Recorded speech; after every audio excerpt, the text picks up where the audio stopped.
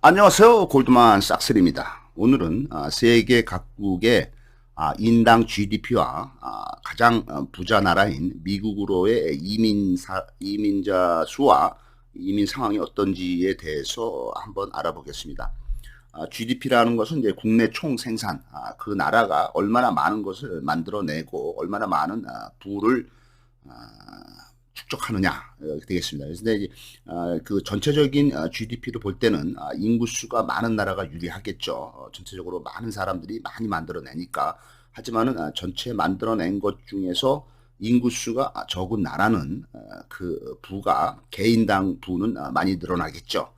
그러니까 그 전체적으로 100을 만들었는데 100명이면은 한 사람당은 1밖에 안 되지만은 전체적으로 100을 만들었는데 20명이 만들었다 하면은 이제 한 사람이 이제 5가 되니까 개인당 국민 개개인의 부라든가 국내 총생산은 훨씬 많아지겠죠. 그래서 이제 그 1인당 GDP를 볼 경우가 얼마나 그 사람들이 잘 살고 있는지를 볼 수가 있습니다. 그래서 이제 실질적으로 가장 잘 살고 있는 나라들 국민 개개인의 소득이 많은 나라는 1등이 이제 그 유럽에 있는 룩셈부르크가 13만 달러가 되겠습니다. 우리나라는 이제 최근에 3만 5천 달러를 넘어섰죠.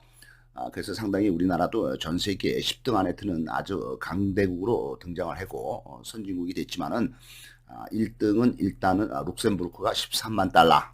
그다음에 2등은 또 유럽에 있는 스위스가 10만 달러. 이런 나라들은 인구가 적어서 개인당 생산이 많게 되어 있습니다. 그다음에 3등은 유럽에 있는 아일랜드가 또 한 10만 달러. 이런 나라들이 이제 제일 많이 소득이 많고요. 그다음에 이제 그 스칸디나비아 반도의 노르웨이가 8만 달러. 그다음에 이제 5등이 이제 미국이 되겠습니다. 미국은 한 7만 달러 정도 되겠고요. 일본은 23등으로 일본이 이제 인구가 많죠. 한 1억 명 정도 되니까 23등으로 한 4만 달러가 되겠고 4만 달러가 좀 넘고 26등이 이제 대한민국이 3만 5천 달러가 되겠습니다. 이거에 비해서 이제 이거는 이제 개개인을 본 거고 국가 전체의 경쟁력이 얼마나 세느냐, 국가가 얼마나 강대한 국가냐를 볼 때는 전체 GDP를 보면 되겠습니다. 전체 GDP를 볼 때는 첫째는 이제 미국이죠. 미국이 이제 1등이고 유나이티드 스테이츠 미국이 가장 인구는 3억 명 정도 되겠고 2등은 인구가 한 13억, 15억 되는 중국이 되겠고요.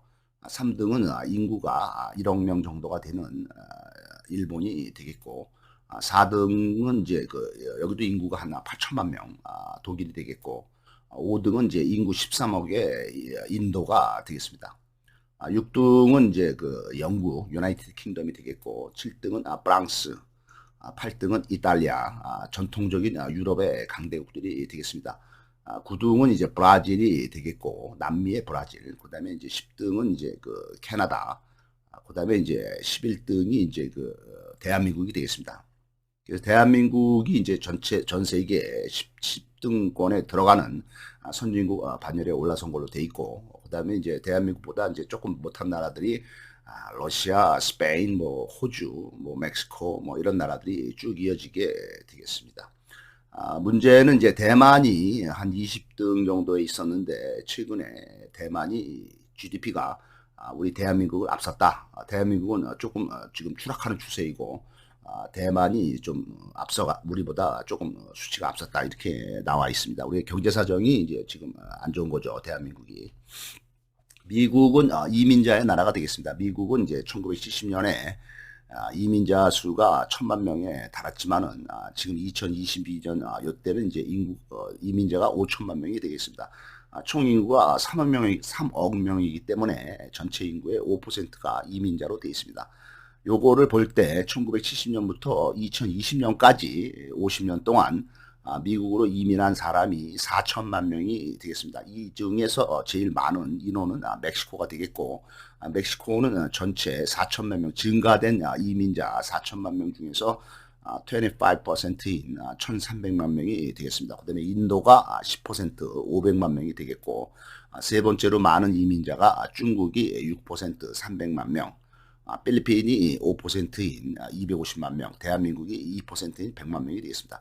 이 이민자를 볼 때 멕시코는 이제 미국 바로 밑에 있고 바로 근접해 있는 나라고 못 사는 나라이기 때문에 아주 가까우니까 이민자가 가장 많은 거 1,300만 명 정도 되는 거는 충분히 이해가 되고, 인도도 워낙 인구가 13억 명이나 되는 나라이기 때문에 500만 명 정도가 이민을 했다는 거는 이해가 되지만은, 중국도 뭐 이제 많죠. 중국도 이제 한 300만 명 이제 이민을 한 거는 전부 인구가 많은 나라거나 아니면은 그 미국 바로 옆에 있는 나라 멕시코이기 때문에 한 것이 돼 있지만은, 그 중에서도 이제 이민자 수가 이제 그 5등 안에 드는 필리핀이라든가 한국이라든가 아니면 또 요새 이제 베트남도 많죠. 그래서 이제 필리핀하고 한국하고 베트남은 상당히 국민 성향이 활동적인 국가다. 아주 멀리 있고 인구도 많지 않고 조그만 나라인데 불구하고도 미국으로 이민이 많다는 거는 뭔가 젊은 세대들이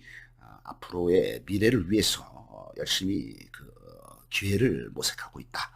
이렇게 볼 수가 있습니다. 그 이외에 이제 미국으로 이민이 많은 나라는 미국에 가까운 쿠바라든가 카리브해에 있죠. 미국 바로 밑에. 그다음에 이제 그 엘살바도르라든가 뭐 전부 이제 중미권에 있는 거죠.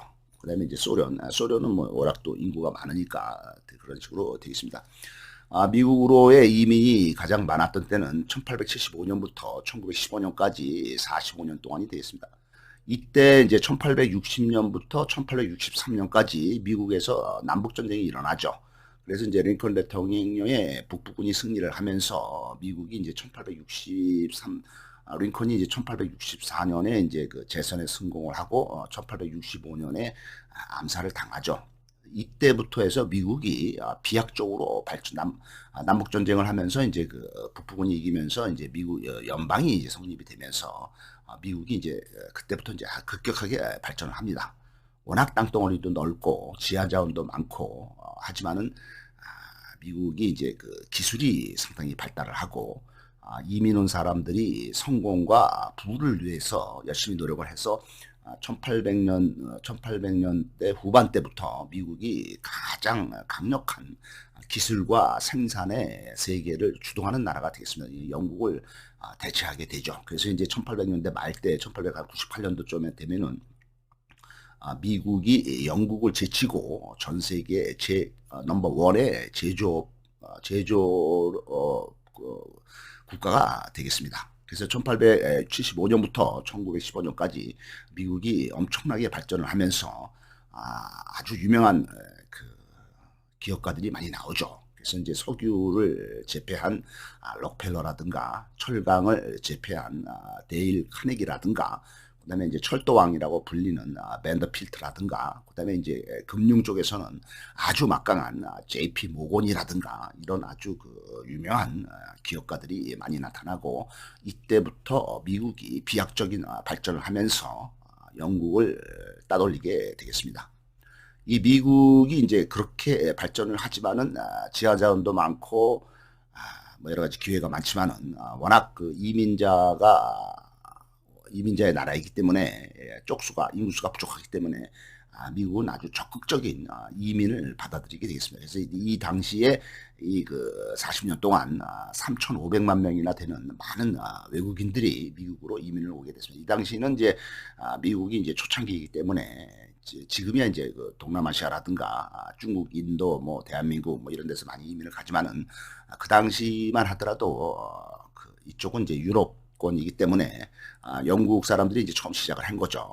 그래서 이제 이 당시에 이제 이민을 이제 미국으로 많이 온 사람은 독일 사람이 700만 명, 이탈리아가 이제 500만 명, 아일랜드가 500만 명, 그다음에 러시아가 350만 명, 그다음에 이제 스칸디나비아 반도에 뭐 노르웨이라든가 스웨덴이라든가 이런 나라에서 또 한 250만 명, 그다음에 이제 그 그리스, 터키, 중국, 일본, 캐나다 뭐 이런 사람들이 많이 미국으로 왔다고 합니다.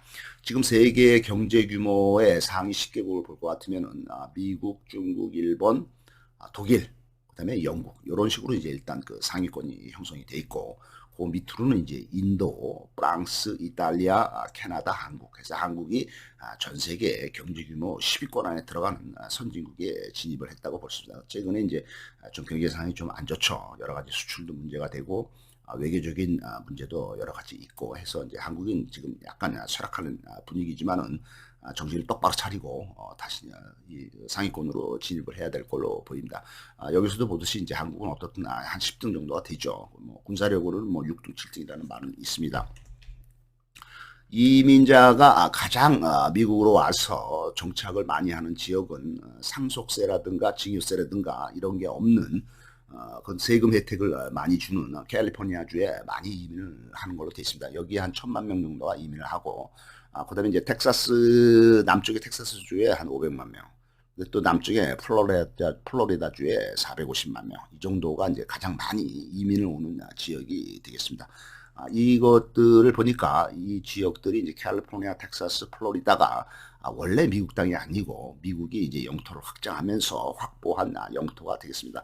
1776년에 미국이 독립선언을 하고 1783년에 영국군을 이제 몰아내고 독립을 할 당시에 영토가 동부 지역에 한정되어 있는 거에 반해서 이때부터 미국이 영토 확장을 지도를 해서 1803년에 프랑스의 나폴레옹으로부터 이 루이지애나 주 중심부를 매입을 하게 되어 있습니다. 이 당시 이제 나폴레옹은 유럽에서 전쟁을 일으켜서 유럽을 정복을 많이 하죠. 나폴레옹이 이제 그 유럽 쪽에서 스페인도 점령을 하고 독일 그다음에 이제 러시아까지 이제 공격해 들어가는 나폴레옹이 이제 유럽을 세계 정복을 하고 있기 때문에 전쟁 비용이 많이 들기 때문에 나폴레옹이 돈이 필요하니까 뭐 군인들 먹여야지 입혀야지 뭐 무기 사야지 그러니까 이제 돈이 많이 들죠. 그래서 나폴레옹이 이제 아메리카 대륙에 갖고 있던 식민지인 루이지애나를 미국에다 싸게 팔게 됐습니다. 그 당시에 판 금액이 뭐 한 70억 정도 되는 걸로 되어 있습니다. 아주 이제 헐값에 팔아버린 거죠. 그래서 미국이 이제 루이지애나를 이제 확보를 했고, 그로부터 한 10몇 년이 지난 다음에 1818년에는 이제 영국으로부터 이쪽 오데오 부근의 땅을 다시 받고, 그 다음에 이제 1819년에는 스페인에서 이제 플로리다를 구매를 하게 되었습니다. 그 다음에 이제 1845년, 그로부터 뭐 한 30년이 지난 1840년대에 본격적으로 미국이 이제 그 멕시코로부터 영토를 빼앗죠. 그래서 이제 1845년에 이 멕시코의 땅인 텍사스를 이제 미국이 군사력으로 점령을 해버리죠. 그래서 여기 미국이 이제 1845년에 먹었다. 그다음에 이제 1846년 그 다음에는 이제 북쪽에 오리건주를 또 먹죠. 여기 워싱턴 주가 또 있죠. 그래서 이제 오리건주를 이제 1846년에 먹고 그 다음에는 이제 1848년에는 이 캘리포니아 주를 멕시코로부터 또 군사력을 동원해서 멕시코 전쟁에서 미국이 이기고 멕시코로부터 이제 구매를 하게 되어 있습니다. 그다음에 이제 1853년에 마지막으로 이쪽에 멕시코에서 제일 남쪽을 구매를 한 것이 미국의 영토를 확장한 계기가 되겠습니다.